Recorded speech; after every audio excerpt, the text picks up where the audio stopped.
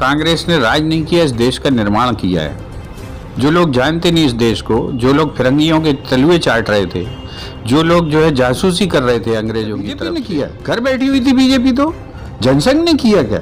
ये तो कांग्रेस की टांग खींचने में लगे हुए थे। आरएसएस ने किया क्या? ये तो अंग्रेजों के लिए जो है मुखबिरी कर रहे थे। किसने? मुख्यमंत्री ने कहा था कि मैं हर महीने 1 लाख लोगों को नौकरियां दूंगा। कितने लोगों को नौकरियां दी? ये सवाल पूछिए आप उनसे। इस प्रदेश की सरकार ने कहा था कि हम दाना दाना खरीदेंगे। किसानों से पूछिए क्या दाना दाना खरीदा गया? इस सरकार ने कहा कि हम लागत घटाएंगे, इसके बाद जो है 1.5 गुनी कीमत कर दी खाद की, बीज की। इसी सरकार ने की ना। हर चीज में झूठ, हर चीज में धोखा। राजनीति समाज को एक आयाम प्रदान करती है।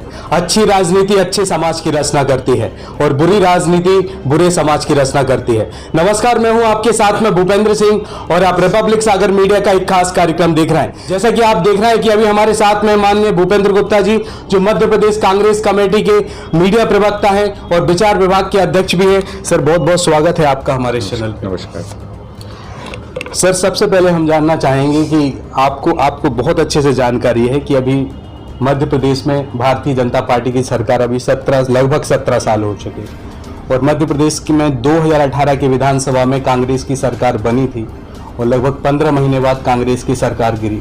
किन मुद्दों पर गिरी वो आपको बहुत अच्छे से पता है। सबसे पहले हम जानना चाहते हैं कि सर, कांग्रेस ने 70 साल भारत पर राज किया है, प्रदेशों में राज किया है, आखिर इसकी नींव क्या है और इतिहास क्या है? सर देखिए, राज तो एक सिंबल है। कांग्रेस ने राज नहीं किया, इस देश का निर्माण किया है।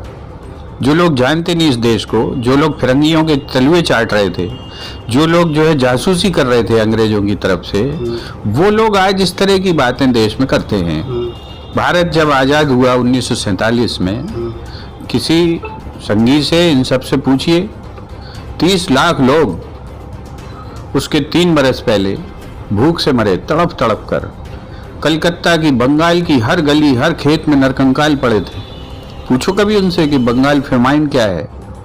ये हालत 3 साल पहले थी। हमारे पास खाने के लिए दाना नहीं था इस देश में। इस भारत को हमने निर्माण किया है। आज जो लहलहाता हुआ भारत देख रहे हैं, ये किसकी देन है? ये भारत हमने तैयार किया। कहाँ से? जहाँ से 30 लाख लोग, आज मोदी जी कह रहे हैं 5 लाख लोग कोरोना से मरे। पूरे देश में हाहाकार मच गया कि नहीं? लेकिन जब 30 लाख लोग भूख से मरे होंगे, 1 महीने तक तड़पता आदमी तब मरता है। एक दिन में मौत नहीं होती भूख से। कितना तड़फा होंगे लोग, कल्पना करिए उसकी। कितनी पीड़ा से देश गुजरा होगा। उस पीड़ा से गुजरते हुए देश को हमने हाथ में लिया और संभाला है। पूछो आप भारतीय जनता पार्टी के लोगों से, भारत देश का पहला बजट कितने का था? मात्र 100 करोड़ रुपए का। आज हमारा बजट 30 लाख करोड़ का है। ये किसने किया? क्या बीजेपी ने किया? घर बैठी हुई थी बीजेपी, तो जनसंघ ने किया क्या? ये तो कांग्रेस की टांग खींचने में लगे हुए थे। आरएसएस ने किया क्या? ये तो अंग्रेजों के लिए जो है मुखबिरी कर रहे थे। किसने खड़ा किया ये देश? हम जो है 100 करोड़ से 30 लाख करोड़ तक पहुंचे हैं। तो ये किन लोगों का परिश्रम, ये इस देश के इंजीनियर्स का, डॉक्टर्स का, मजदूरों का, किसानों का, ये उनका परिश्रम है। उनके श्वेत से, उनके पसीने से ये देश खड़ा हुआ है और उनके सबके परिश्रम से और देश के नेताओं की नीतियों से ये देश जो है 30 लाख करोड़ तक पहुंचा है। उसी देश को तो आज हम बेच रहे हैं ना। उन्हीं रेल को तो आज हम बेच रहे हैं ना, जो इस रेल खड़ी की गई। उन्हीं जहाजों को हम बेच रहे हैं ना, जो जहाज खरीदे गए। उन्हीं अस्पतालों को हम बेच रहे हैं, उन्हीं सड़कों को हम बेच रहे हैं जो हमने खड़ी की। ये संपदा आई कहां से? क्या ये अंग्रेजों के जमाने से थी जिन्हें आज बेचा जा रहा है? क्या BHEL अंग्रेजों ने लगाए थे जो आज हम बेचने की बात कर रहे हैं? क्या BPCL अंग्रेजों ने लगाए थे जो आज हम बेचने की बात कर रहे हैं? आपकी ओमान जो रिफाइनरी बीना में, क्या अंग्रेजों ने लगाई थी जो आज बेचने की बात कर रहे हैं? ये सब काम कांग्रेस ने किए, आज बेचने के काम हो रहे हैं। ये एक निर्माण का जो काम था, राष्ट्र को बनाने का काम था, इस काम में कांग्रेस ने अपने आप को झोंका और आज देश इतना बलशाली हुआ खड़ा कि आज हम दुनिया में इतने बुरे वक्त में भी रिसेशन के हम जो है संभल के खड़े हुए हैं, स्थिर खड़े हुए हैं। यही तो भारत है। सर मैंने काफ़ी चैनलों पे आपके इंटरव्यू सुने हैं, काफ़ी चीज़ों पे सुने हैं। सर एक इंटरव्यू में मैंने आपको देखा हुआ था कि आप सर जमींदारों के एक्ट के बारे में बात कर रहे थे कि पहले प्रथाएं चलती थी कि लोग जमींदारों के यहाँ पे काम करते थे, उनको मजदूरी ना देकर उनको कुछ है ना 1 किलो आटा दे दिया जाता था, 2 किलो कुछ भी दे दिया जाता था। लेकिन कांग्रेस के आने के बाद उसने ये प्रथाएं चेंज कैसे की और कब की सर? भारत जब आज़ाद हुआ, अंग्रेजों के जो रेवेन्यू कलेक्टर्स थे, जी जागीरदारी प्रथा थी, जी वो रेवेन्यू कलेक्टर्स थे वो लोग, जी उनके खेतों पर बेगारी प्रथा अधिकृत रूप से चलती थी। और आपको जमींदार साहब की खेत पे जाकर काम करना है, जो काम उसने दे दिया करना है, उसके बदले में उसने आपके श्रम के बदले में आपको पैसे नहीं देता था। उसकी मर्जी हो गई तो कभी उसने 2 किलो आपको गेहूं दे दिया, कभी मर्जी हो गई 2 आलू दे दिए। ये आप आवश्यक और अपरिहार्य रूप से आपको उस गुलामी, उस दास्ता को स्वीकार करना पड़ता था। ये हिंदुस्तान की पहली सरकार नहीं, विश्व की पहली सरकार थी कांग्रेस की सरकार, जिसने पहले दिन सत्ता में आते ही जमींदारी उन्मूलन कानून बनाया और जमींदारी एक शॉट में खत्म कर दी। वो जो बेगार करने वाला मजदूर था, नागरिक था भारत का, बराबरी पर खड़ा हो गया। कांग्रेस ने कहा कि या तो ये मालिक होगा खेत का या इसको इसका श्रम का पैसा मिलना चाहिए। ये काम हमने किया पहले दिन। सबसे शक्तिशाली समाज का जो हिस्सा था जागीरदार, जमींदार, उनसे होना आसान था क्या? हजारों लठेत उनके पले हुए रहते थे। लेकिन कांग्रेस ने जब राष्ट्र निर्माण का बीड़ा उठाया तो पहले दिन इस समाज के सबसे बड़े ताकतवर लेकिन शोषक जो है वर्ग को उन्होंने नेस्तनाबूद किया। हमने कानून बनाया, हमने बंदोबस्ती कानून लाए, हमने जमीनों के जो है उन्नयन के कानून लाए। उसी दौर में आए सारे। ये तो आज बात करते हैं। हमारी जो सरकार थी उत्तर प्रदेश की, पंत जी की जो सरकार थी, पंत जी उसमें मुख्यमंत्री थे, उन्होंने जो है ये बंदोबस्ती कानून लागू किया। जमीनों के मालिक को पता नहीं था कौन किस जमीन से कहां से क्या लगती, किसी को कोई जानकारी नहीं थी। हजारों संघर्ष थे, इतने छोटे छोटे राज्य थे कि ये मालकियत नहीं मालूम थी कि इस जमीन का मालिक कौन, इस जमीन का मालिक कौन। देश की सारी जमीनों को हमने जो है उसके नक्शे बनाकर, उसको सैटेलाइट से जोड़कर, उसमें मालकियत डिफाइन करके हमने पूरे देश का रिकॉर्ड तैयार किया है। ये काम करना आसान था। और मैं आपसे कहना चाहता हूं कि जब ये व्यवस्था आगे बढ़ी तब देश निर्माण की बात हुई। आज हमने हरित क्रांति की, क्योंकि हमको गेहूं के एक एक दाने के लिए तरसाया लोगों ने। दुनिया ने हमारा साथ नहीं दिया। दुनिया सोचती थी इन फकीरों के हाथ में ये देश आ गया है, ये क्या आज़ादी संभालेंगे, 10-5 साल बाद गिड़गिड़ा के वापस हमारे गुलाम बन जाएंगे। लेकिन हमने जो है ये करके दिखाया कि इसी आज़ाद भारत ने उस ईस्ट इंडिया कंपनी को मट्टी मोल खरीदा लंदन से, जिसने हमें गुलाम बनाया था। आज एक हमारे देश का छोटा सा नागरिक उस ईस्ट इंडिया कंपनी का मालिक है। ये करके दिखाया है हमने। वो ये हमारा राष्ट्र निर्माण का हमारा दावा है, हमने किया ये। सर भारत देश आज़ाद होने के बाद सबसे पहली कांग्रेस सरकार रही जिसने देश पर राज किया। महिलाओं को वोट देने के अधिकार पे हम बात करते हैं। महिलाओं को वोट देने का अधिकार भारत में मिला। अगर हम कंपैरिजन दूसरे देशों से करें, बड़े बड़े देशों से, तो महिलाओं को अधिकार कब दिया गया सर? भारत का जो लोकतंत्र है इसीलिए महान है। पूरी दुनिया हमारी तरफ क्यों देखती? बड़े बड़े दुनिया के लोग आते हैं तो वो भले आज सत्ता में है चाहे नहीं है, कांग्रेस के नेता उनसे आगे क्यों मिलते हैं? इसलिए मिलते हैं कि हमने इसे एक ऐसे देश को निर्माण किया है जो महिलाओं को हमने पहले दिन अधिकार दिया वोट डालने का, बराबरी पे खड़ा किया कि पुरुष और महिला में कोई अंतर नहीं होगा। संघ तो विरोध करता था, मत दो इन्हें अधिकार। संघ तो इस बात का विरोध करता था कि जो है अछूतों को मत दो अधिकार, इन्हें अछूत मानो या मंदिर में प्रवेश मत दो। लेकिन कांग्रेस ने एक समतावादी जब समाज की घोषणा की तो पहले दिन हिंदुस्तान में दलित को भी बराबरी से खड़े होकर राजा के साथ वोट देने का अधिकार मिला। वो बराबरी का नागरिक बना। पहले दिन मजदूर पहले दिन नागरिक बना और पहले दिन उसको बराबरी का अधिकार मिला। एक वोट राजा की, एक वोट मजदूर की।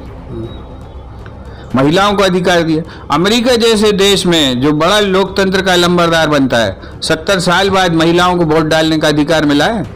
हम ये गौरव के साथ कह सकते हैं कि कांग्रेस दुनिया की एकमात्र पार्टी है जिसने जन्म लेते ही मनुष्य और मनुष्य के बीच में समता का राज खड़ा किया, जेंडर का कोई उसने भेदभाव नहीं किया। और हम ही पहले पार्टी ये बताते हैं कि जो तीसरा जेंडर है उसको भी सबसे पहले वोट का अधिकार हमारी सरकार ने दिया, कांग्रेस ने। थर्ड जेंडर को हमने सबसे पहले कानून बनाया कि उसको भी जो है बराबरी का जीने का अधिकार है। जिन्हें लोग समाज में जो है उपहास करके जो है उनको बहिष्कृत करते हैं। सर, इन सब चीज़ों से एक बात मुझे याद आई। अभी मध्य प्रदेश में एक मामला बहुत गर्म चल रहा है, ओबीसी के 27% के आरक्षण का। भारतीय जनता पार्टी बोलती है कि ओबीसी को 27% आरक्षण देने की पहल हमने की, और कमलनाथ और कांग्रेस सरकार के द्वारा भी 2018 की चुनाव होने के बाद जब मध्य प्रदेश में जब कांग्रेस की सरकार बनी तो उसका ऐलान मध्य प्रदेश के मुख्यमंत्री कमलनाथ जी ने किया था। तो उसके बारे में क्या कहेंगे कि ओबीसी का आरक्षण भारतीय जनता पार्टी के द्वारा दिया जा रहा है या कांग्रेस के द्वारा? देखिए, ये दुनिया की सबसे बड़ी झूठ बोलने वाली पार्टी है। बेरोजगारी जन्मदाता पार्टी है। बीजेपी का अर्थ बेरोजगारी जन्मदाता पार्टी। इनने बेरोजगारी पैदा की। 16 करोड़ लोग बेरोजगार हैं आज भारत में। 32 लाख लोगों की नौकरियां हाथ से छूटी हैं पिछले महीने जुलाई में। 1,25,00,000 लोग मध्य प्रदेश में निरक्षर हैं इनके 17 साल के राज करने के बाद। ये हालत है मध्य प्रदेश की। 27% आरक्षण हमारी सरकार ने दिया। हमारी सरकार ने कब दिया? 93 में। और उसके बाद कमीशन बनाया, मंडल कमीशन।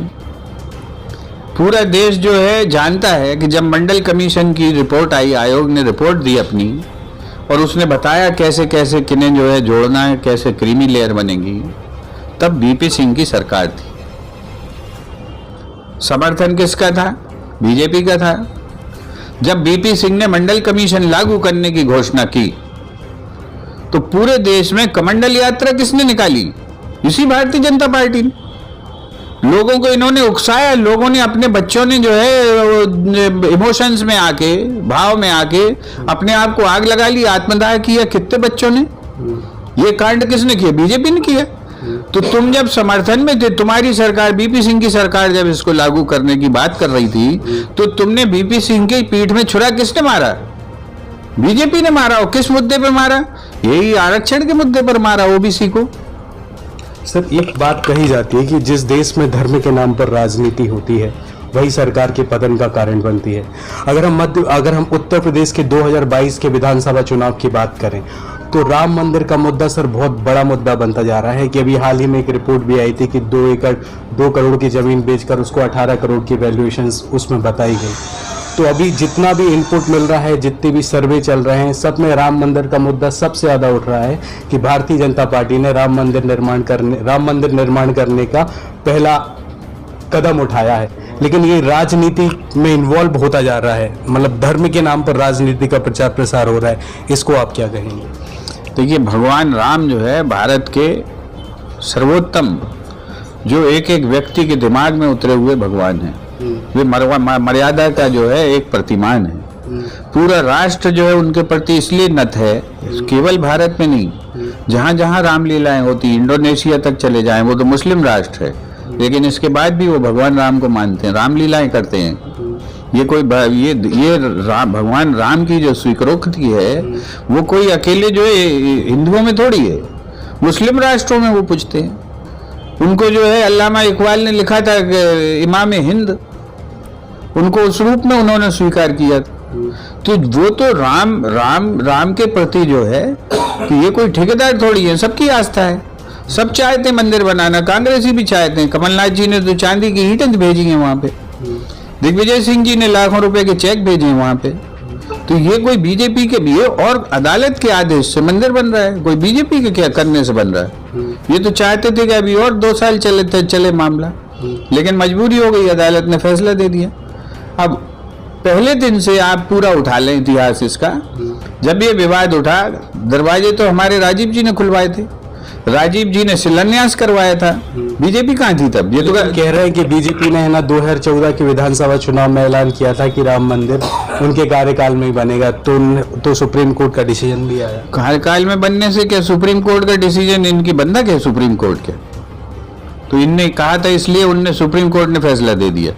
सुप्रीम कोर्ट के अपना टाइम फ्रेम है, उन्होंने फैसला दिया। हम तो पहले दिन से कह रहे थे कि या तो समझौता करके तय कर लो या जो अदालत आदेश करे उसको मान लो।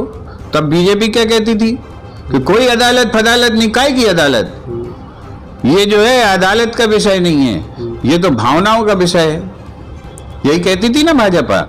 तो फिर अब अदालत के फैसले को अपना फैसला क्यों मान रहे? तुम तो पहले दिन से अदालत के खिलाफ थे और ये कहते थे कि अदालत जो है गलत फैसला भी देगी तब भी हम मंदिर तो बनाएंगे, ये बोलती थी बीजेपी की नहीं बोलती थी। तो आज अदालत के जो आदेश है उसका श्रेय क्यों ले रहे हो? किस बात के लिए लूट रहे हो? तुम तो पहले दिन से अदालत के खिलाफ थे, तुम तो कह रहे थे तो भावनाओं का मामला है। तो जब अदालत ने देश की भावनाएं समझ ली हैं तो अब आप बीच में सौंज कहां से हैं? ये तो देश को समझ में आ रहा है। आप चंदाखोरी में सौंज में हो, चंदाखोरी में जो विवाद खड़े हो रहे हैं उसमें आप क्या कर रहे हो? आप उन आदमियों पर कार्रवाई नहीं कर रहे जिन्होंने बदमाशी की है, आपने धीरे से उनको जो है ट्रस्ट में से सरका दिया। ये ट्रस्ट तो बनाई है सुप्रीम कोर्ट ने ना, आप कौन होते ट्रस्ट में किसी को रखने वाले या निकालने वाले? ये सवाल बड़ा सवाल है, इसके जवाब इन्हें देने चाहिए। और जिन लोगों को आपने खुद ही मान लिया ट्रस्ट से बाहर सरका के कि उन्होंने गलती की है, तो उनको सजा दो, उन्हें पुचकार क्यों रहे हो? दूसरी जगह बिठा के पुरस्कृत क्यों कर रहे हैं? ये है जनता का पैसा है, जन भावनाओं का पैसा है। हर व्यक्ति की श्रद्धा है भगवान राम में, सीता मैया में, तो सबने पैसा दिया, हमने भी पैसा दिया, कांग्रेस की ने भी पैसा दिया। वो एक और सर कि भारत में एक और मुद्दा बहुत तेज चल रहा है लेकिन अभी थोड़ा ठंडे में पड़ रहा है कि उसकी कवरेज शायद मीडिया ज़्यादा नहीं कर रही है। कृषि आंदोलन की हम बात करते हैं कि केंद्र सरकार ने 3 कृषि कानून पारित किए। केंद्र सरकार का कहना है, मोदी जी का कहना है और कृषि मंत्री नरेंद्र सिंह जी का भी कहना है कि इन 3 कृषि कानूनों से किसानों को सबसे ज़्यादा फायदा है। ये मैं नहीं कह रहा, ये केंद्र सरकार कह रही है। लेकिन जब हमारा हम लोगों की टीम दिल्ली गई थी और राकेश टिकैत जी के साथ में इंटरव्यू हुआ था, तो उन्होंने ये बोला कि ये तो मतलब एग्रीकल्चर को पूरा कमर्शलाइज कर रहे हैं और ये बिजनेस हब बनाना चाहते हैं कि एग्रीकल्चर को, और इसमें किसानों को सबसे ज़्यादा फायदा नहीं बल्कि सबसे ज़्यादा नुकसान है। तो आप इस बारे में क्या कहेंगे? जो किसान आंदोलन चल रहा है केंद्र सरकार के विरोध में, ये कहाँ तक सही है? किसान आंदोलन बिल्कुल सही है, कानून वापस लेना चाहिए। दूसरी चीज, जो सरकार ये दावा कर रही है कि किसानों के हित के कानून हैं, पहले ये तो बता दे, हमारे कृषि मंत्री हैं कमल पटेल, उनके भतीजे को लूट के भग गई एक कंपनी। पहले तो इसी का जवाब दे दें कि मंत्री जी हैं, कृषि मंत्री हैं, वो खुद कैसे लुट गए इस कानून के तहत, इसका तो जवाब दो। और आपने क्या कर लिया, उसकी रिकवरी कर ली क्या? मध्य प्रदेश में नहीं, पूरे देश में सैकड़ों किसानों को करोड़ों का चूना लगा के लोग भग गए एग्रीमेंट करके। रोज आप अखबारों में खबरें पढ़ते हैं। अगर कृषि कानून बहुत महान है तो ये रोक के नहीं रही है लूट।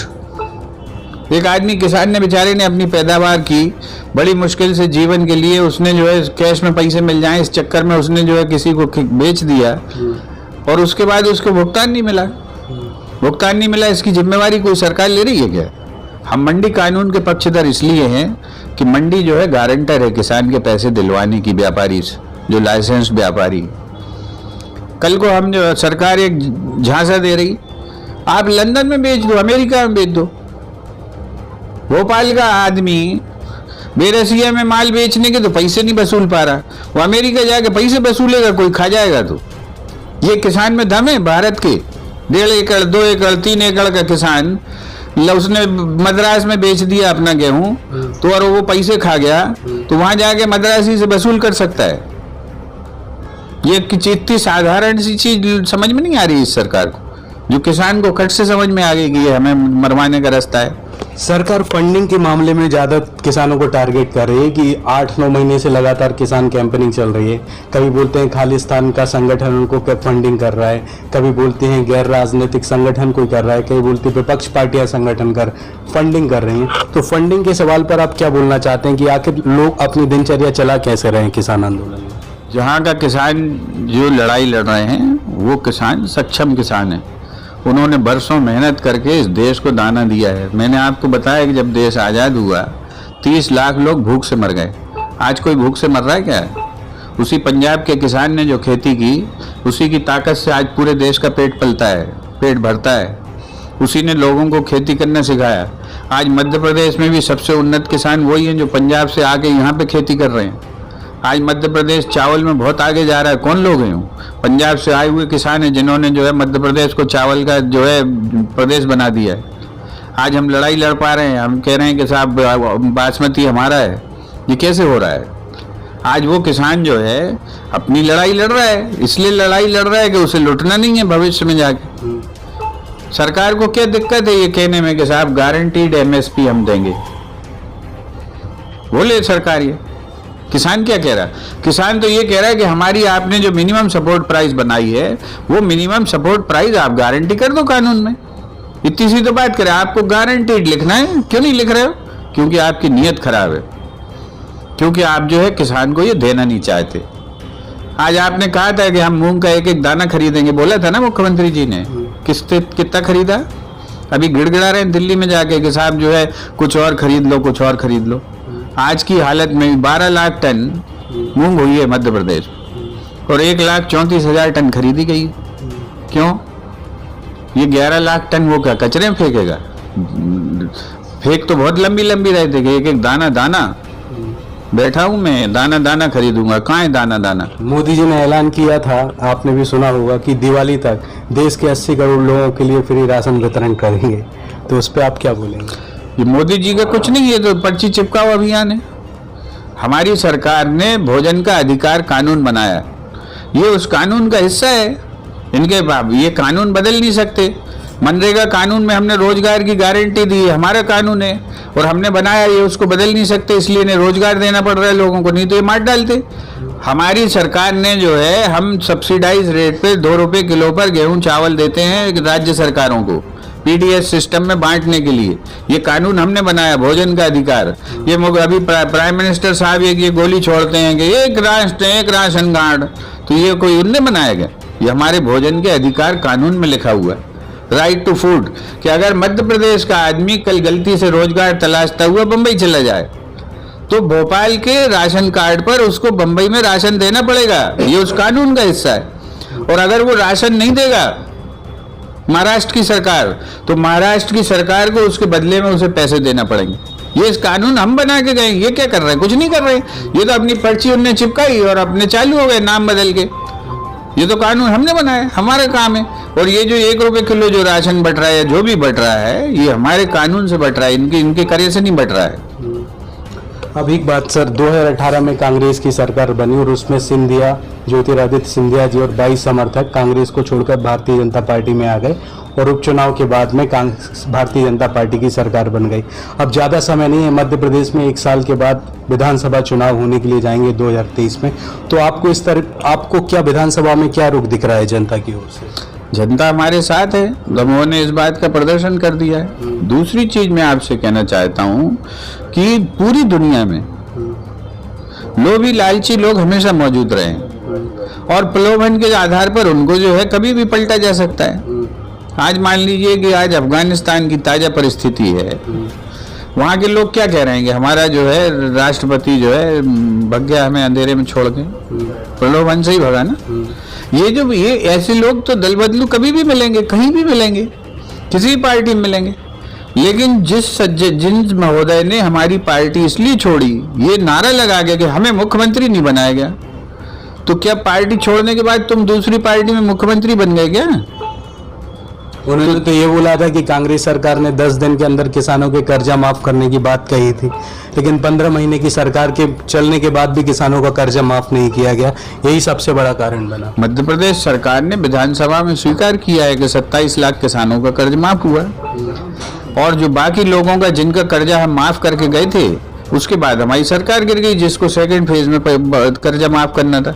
ये सरकार का काम है कि ये उसको जो है लागू करे। इनने 15 महीने में इनकी सरकार हो गई, अब तो 1.5 साल की सरकार हो गई। इस सरकार ने क्यों नहीं कर्जा माफ किया? हम तो उसमें 2000 करोड़ का बजट भी छोड़ के गए थे। ये तो इन्हें बांटना चाहिए था, किसानों के साथ धोखा कर रहे हैं। इनको कर्जा जो वो हमारी सरकार ने माफ किया है उसका डिस्बर्समेंट इन्हें करना चाहिए। सर आपने काफ़ी चैनलों पे इंटरव्यू दिए हैं, मैं इस चैनल के माध्यम से मध्य प्रदेश की जनता को क्या आप है ना बोलना चाहते हैं? मध्य प्रदेश की जनता सच के साथ खड़ी हो, झूठे और मिथ्या लोगों के साथ छोड़े। इस प्रदेश के मुख्यमंत्री ने कहा था कि मैं हर महीने 1 लाख लोगों को नौकरियां दूंगा। कितने लोगों को नौकरियां दी, ये सवाल पूछिए आप उनसे। इस प्रदेश की सरकार ने कहा था कि हम दाना दाना खरीदेंगे, किसानों से पूछिए क्या दाना दाना खरीदा गया। इस सरकार ने कहा कि हम लागत घटाएंगे, इसके बाद जो है 1.5 गुनी कीमत कर दी खाद की, बीज की। इसी सरकार ने की ना। हर चीज में झूठ, हर चीज में धोखा। एक कोई ऐसी चीज बताएं कि जो आपने घोषणा की हो वो मान ली हो। आज जो है जो 1200 रुपए की आती थी यूरिया की बोरी, 1900 रुपए की आ रही है। क्यों? ये आप इस तरह से लागत घटा रहे हैं। बिजली जो उसको जो है आधे दाम पर मिलती थी, 45 पैसे यूनिट, 1 रुपया यूनिट, वो बिजली आज 8 रुपए यूनिट उसको मिल रही। तो आपने डीजल जो उसको मिलता था 60 रुपए लीटर में, आज वो जो है 100 रुपए लीटर में मिल रहा है। तो आप ये किसान को आप मार रहे हैं कि जिंदा कर रहे हैं? ये चीज सवाल सामने है, और ये सवाल किसान से पूछो आप। तो कांग्रेस ने तो जो कहा वो किया। हमारी सरकार को 15 महीने का समय मिला, 3-4 महीने जो है चुनाव में निकल गए, लोकसभा का चुनाव आ गया। उसके बाद हमने 12 महीने में सारे काम किए। हमने 1000 गौशालाएं बनाई। हमने इस प्रदेश के जो है 1 करोड़ लोगों को 100 रुपए में 100 यूनिट बिजली दी। हमने 1 साल दी ना, आप तो 6 महीने दे दो। आप क्यों नहीं दे रहे हैं 100 रुपए में 100 यूनिट बिजली? और आप कांग्रेस से अच्छी पार्टी हो ऐसा दावा करते हो, आप विश्व की सबसे बड़ी पार्टी हो, तो आप 50 रुपए में 100 यूनिट दे के दिखाओ। हमने तो दिखाई 1 करोड़ लोगों को दे के दिखाई, और बिना भेदभाव के दिखाई। ऐसा नहीं कि ये गरीब है इन्हें दे देंगे, ये अमीर है इन्हें नहीं देंगे, ये फलाने इन्हें नहीं देंगे। सबको जो भी 100 यूनिट बिजली कंज्यूम करता है उससे हमने 100 रुपए में दिया उसको यूनिट। 1 रुपए यूनिट बिजली आज 8.5 रुपए के आसपास यूनिट बिजली आम आदमी को पड़ रही, आपको पड़ रही, इन्हें पड़ रही, हमें पड़ रही 8 गुनी कीमत। इसके बाद भी कह रहे हो घाटा है, 8 गुनी कीमत पे बिजली बेचने के बाद। और हमारे समय जो है घाटा नहीं था, जबकि हम 1 रुपए यूनिट में बिजली दे रहे थे। तो ये हमारी सरकार ने काम करके दिखा। 1000 गौशालाएं बनाई हमने। मध्य प्रदेश में एक भी सरकारी गौशाला नहीं थी। 17 साल से राज कर रहे हैं शिवराज सिंह जी, एक भी सरकारी गौशाला नहीं थी, हमने बनाई पहली बार। 1000 गौशालाएं उद्घाटन मामा जी ने किए। मामा जी ने विधानसभा में स्वीकार किया कि हाँ साहब 1000 गौशालाएं बनी हैं। तो बाहर आके विधानसभा में सच बोलते हैं, स्वीकार करते हैं, सड़क पे आके गाली बकते हैं, झूठ बोलते हैं। ये इनका काम है। सर बहुत बहुत धन्यवाद चैनल के साथ में जुड़ने के लिए। दुनिया के सबसे बड़े और आधुनिक प्लांट में हर बारीक परीक्षण से गुजरकर साइंस, टेक्नोलॉजी एंड डिजाइन के अद्भुत मेल से बना है सोनालिका ट्रैक्टर। एक ऐसा ट्रैक्टर जिसमें है जबरदस्त पावर। सोनालिका ट्रैक्टर्स में है HTM इंजन जो दे ज्यादा माइलेज, ज्यादा पावर और ज्यादा स्पीड।